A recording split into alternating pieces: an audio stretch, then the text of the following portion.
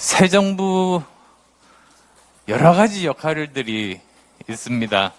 그런데 가장 중요한 새 정부 역할은 미래 먹거리, 미래 일자리 창출의 역할이 가장 중요한 시대적인 소명이라고 생각합니다.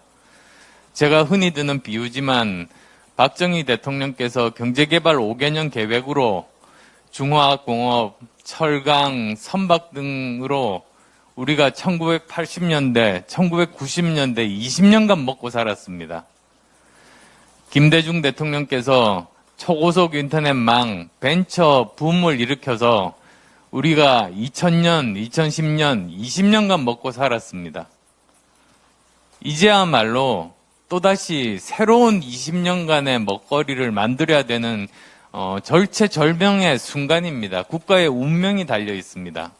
현 문재인 정부에서 해오셨던 부분들과 새 정부의 방향이 틀린 부분들에 대해서 먼저 말씀드리는 게 순서일 것 같습니다.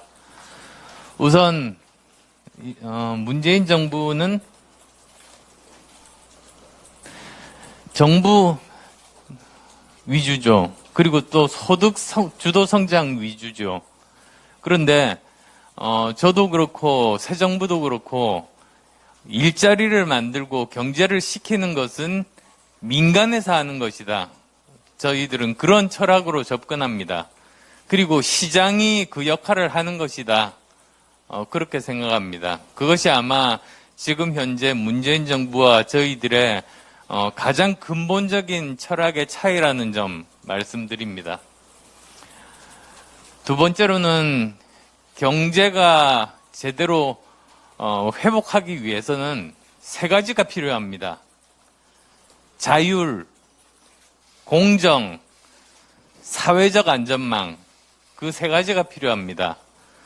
왜 그러냐면 기업이, 개인이 자유를 가져야 자기가 마음껏 창의력을 발휘하고 도전할 수가 있습니다.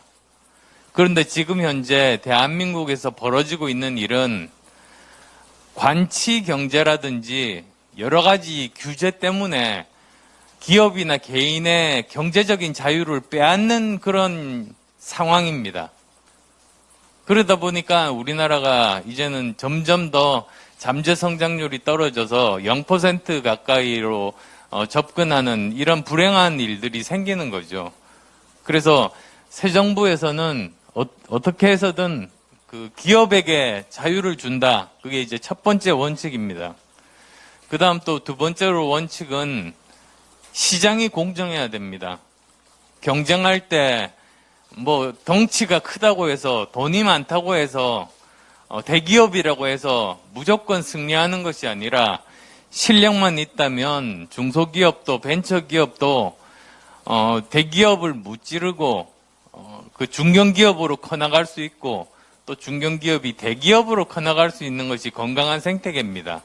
이미 미국 같은 곳 보시면 그런 식의 그 경제 구조가 자유시장 경제가 사실은 핵심이 그거거든요.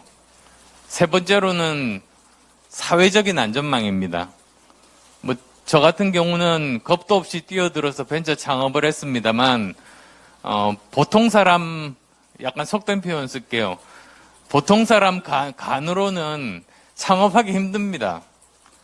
그런데 왜 그러냐? 창업에서 실패하면 그러면 바로 신용 불량자가 되어서 평생 재기를 못해서 그렇습니다.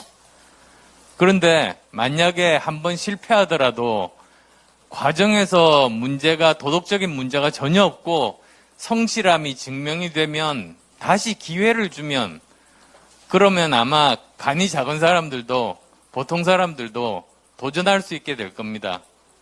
그렇게 도전해서 10개 중에 8개가 실패하더라도 2개 정도가 성공해서 부가가치를 만들면 그건 나머지 8개 손해를 갚고도 남음이 있습니다.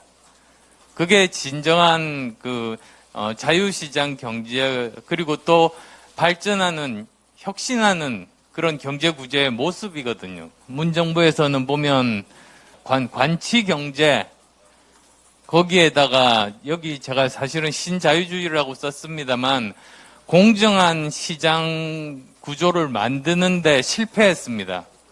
제가 지금도 벤처기업 후배들을 만나보면 여전히 불공정에 시달리는 그런 중소기업인들을 굉장히 많이 만납니다. 공정거래위원회가 제대로 역할을 못한 거죠. 그래서 이런 부분들은 바로 잡아야 된다는 그런 말씀드리고 싶고요. 또 한 가지 말씀드릴 부분은 낙하산 인사, 그 중에서도 능력이 없는 낙하산 인사, 그게 제일 문제입니다. 공기업이 얼마나 중요한 일들을 합니까? 그렇다면 사실은 그 인사는 실력에 의해서, 능력에 의해서 뽑아야지만 됩니다. 어디 선거 캠프에서 일했던 사람이라고 해서, 내가 아는 사람이라고 해서 무조건 월급 많이 받는 자리라고 앉혀가지고는 그게 전부 다 국민의 그 부담으로 돌아옵니다. 그래서 이제는 그런 일이 있어서는 안 되겠다. 이런 기업에 관련된 정말 중요한 그런 자리들은 철저하게 능력에 근거해서 인선을 하는 것이 맞다는 생각이고요.